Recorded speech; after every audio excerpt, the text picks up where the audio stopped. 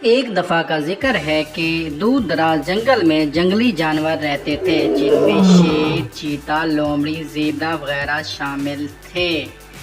وہ سب ہنسی خوشی زندگی بسر کر رہے تھے۔ اس جنگل میں ایک طوطا میاں اور مور بھی رہتے تھے۔ مور اکثر اپنے خوبصورت پروں کی تعریف طوطے میاں کے سامنے کرتا رہتا تھا اور طوطے میاں کو جلانے کی کوشش کرتا رہتا۔ اکثر وہ آپس میں بحث کرتے رہتے۔ پاس سے ایک دفعہ ایک شہد کی مکھی کا گزر ہوتا ہے۔ وہ مور کو سمجھاتی ہے کہ اللہ پاک نے دنیا میں ساری مخلوق کو خوبصورت بنایا ہے، اپنی خوبصورتی پر نہیں اترانا چاہیے۔ سارے انسان بالکل خوبصورت ہوتے ہیں۔ پھر مور کو پھر بھی سمجھ نہیں آتی۔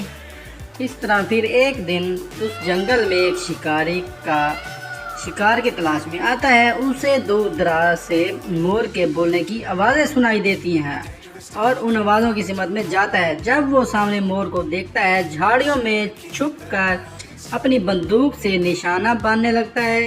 اس پاس درخت پر طوطے میاں سب کچھ دیکھ رہے ہوتے ہیں۔ طوطے میاں کے دل میں رحم آتا ہے مور کے لیے اور وہ طوطے میاں بندوق پر جھپٹا مارتا ہے، جس سے شکاری کا نشانہ خطا ہو جاتا ہے۔